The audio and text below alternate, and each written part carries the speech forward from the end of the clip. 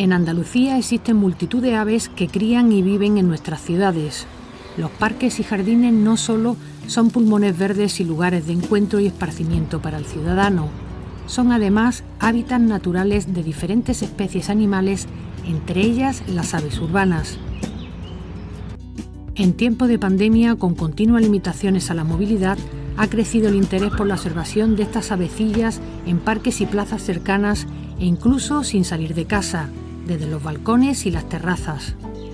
Es una nueva oportunidad para aprender a identificarlas y disfrutar del aire libre y la naturaleza. Interesados por su estado de conservación y su adaptación a la ciudad, visitamos varios espacios verdes junto a un aficionado a la ornitología, un técnico medioambiental y una bióloga e investigadora universitaria. Quizá Sevilla, junto con Huelva y Cádiz, sean las provincias con más variedad de aves de Europa. ¿Por qué? Porque bueno, tenemos una gran zona de invernada que sería Doñana, y Doñana está entre estas tres provincias. El buen clima que tenemos aquí favorece la cría en primavera y la invernada en invierno de muchísimas especies de aves, aparte de ser zona de paso. La biodiversidad que suelen contener las ciudades normalmente está relacionada con los entornos. Si las ciudades están en enclaves que son más biodiversos, pues la probabilidad de que haya más especies, incluso especies más raras dentro de la ciudad, pues más alta. España en general es un punto importante de biodiversidad para aves en particular, es de los países europeos con más diversidad, entonces no es raro que dentro de sus ciudades también haya especies de interés de conservación. Son aves pequeñas, aunque no menos espectaculares. Sorprenden por su colorido, sus alegres cantos y las piruetas que realizan en el aire. Las especies más comunes en las ciudades son el gorrión común, evidentemente, el mirlo, desde hace unos años para acá la tórtola turca, y luego pequeñas avecillas del tipo del herrerillo, el carbonero, el jilguero o el verdón, que quizás son más conocidos por el público en general, y luego las pequeñas rapaces, como es por ejemplo en Sevilla habitual el cernícalo privilla o el cernícalo común, que se han habituado y que son convivientes con nosotros. Lo más importante del parque es que es la gran cantidad y variedad de aves. La bubilla se ve muy fácilmente, es una ave muy llamativa. En los lagos también hay aves muy interesantes, se puede ver el abetorillo, que es bastante difícil. El martín pescador ahora mismo se está viendo con cierta facilidad muy cerca del observatorio. Pero lo sorprendente es que en un espacio urbano andamos por encima de las 100 especies de aves y además que se pueden ver con relativa facilidad. Para estas especies, la urbe tiene más ventajas que inconvenientes. La primera ventaja que tienen las aves cuando invaden o cuando colonizan las zonas urbanas es liberarse de depredadores. Y eso, por ejemplo, es una de las cosas que explica que haya muchísimas más o poblaciones más grandes de la misma especie dentro de las ciudades a veces que en el campo. En algunos casos, lo que la ciudad le suministra a las aves, por ejemplo, es alimento. En algunos casos de buena calidad, pero sobre todo alimentos constantes a lo largo del tiempo. Las ciudades también son islas térmicas. Cuando en el campo los individuos tienen que sufrir las adversidades climáticas, bajadas de temperatura muy marcadas o incluso temperaturas muy altas o nieves o cosas de ese tipo, pues la ciudad todo eso lo tampona. Vienen a criar aquí porque se han acostumbrado a lo largo de muchos años a que la ciudad ofrece buen refugio para criar, ¿vale? Usan nuestros edificios como usarían antiguamente las cornisas o como usan aún las cornisas, huecos y demás de la naturaleza, pues los han convertido en edificios de cemento. Otras producen cierto rechazo entre los vecinos. El ruido, la suciedad y los daños que provocan en el mobiliario urbano y los monumentos más emblemáticos obliga a las autoridades a controlar las poblaciones. Son las denominadas aves plaga. La gaviota no la consideraría una ave plaga.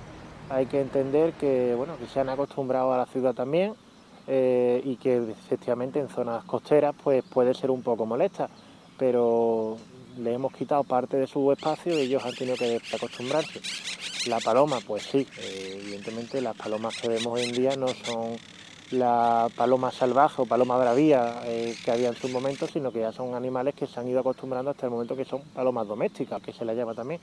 Y bueno, pueden ocasionar molestias, pueden dar suciedad, ya está en cada uno el acostumbrarse o el poner los medios que crea para que no le molesten.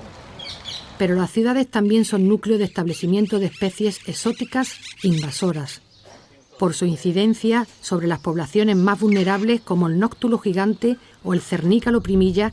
La cotorra de Kramer lleva años en el punto de mira. Son especies que la gente las ha tenido en cautividad y se han ido soltando y al final han establecido poblaciones reproductoras dentro de las ciudades, justamente porque estaban asociadas a la tenencia como mascotas. El tema de los impactos depende mucho del número de individuos que tengamos de estas especies, ¿no? Entonces, por ejemplo, hay impactos que se sabe que a largo plazo habrá, que son impactos en la agricultura, por ejemplo, que todavía no son demasiado evidentes. Pero sí que, por ejemplo, y esto es un caso particular de la cotorra de Kramer, sí que ya se ha detectado con poblaciones incluso más chicas que las que tenemos ahora, que son especies que tienen un impacto ecológico muy grande en especies de interés de conservación, como es el caso del nóctulo mayor.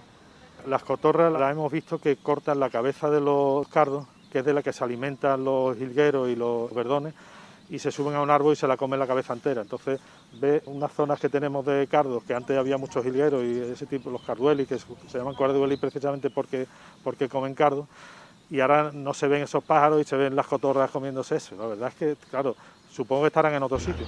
La educación ambiental es la mejor herramienta para actuar en defensa de la avifauna.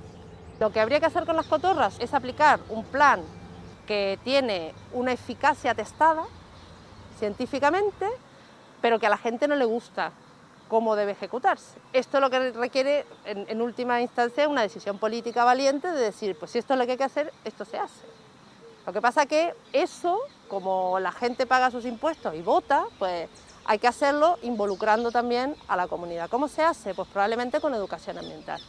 Cuando aquí se planteó el plan de erradicación de las cotorras, se planteó sin haber puesto ni un cartel en ningún sitio informando cómo se hace, ¿no? Campañas de divulgación y las campañas de información deben ser probablemente anteriores a aplicar estos planes de gestión.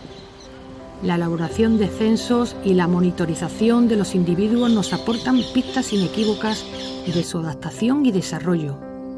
Nosotros tenemos un seguimiento de la población reproductora en María Luisa desde el año 2013, en paralelo con el seguimiento de los huecos que siguen estando ocupados por los nóctulos, por el nóctulo mayor. Pero lo que hemos visto ha sido que mientras uno ha aumentado colonizando u ocupando los huecos que antes tenían los nóctulos están yendo al garete, ¿no? También tenemos un control de la población de Kramer a una escala más grande. Una vez al año, cuando ya la población ha terminado la reproducción y los pollos están volando, lo que hacemos es contar en los dormideros que se forman en la ciudad el número de cotorras que hay. Y eso nos está permitiendo saber cuál es la velocidad de crecimiento de la población.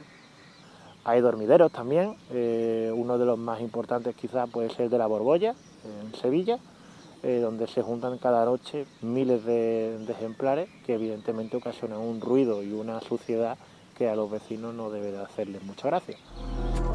Este 2021 la SEO BirdLife ha seleccionado el vencejo común como ave del año, una especie muy amenazada en las áreas urbanas debido a la alta presencia de especies invasoras. El control de estas aves y la protección de especies vulnerables y autóctonas son la clave para mantener la biodiversidad de nuestras ciudades.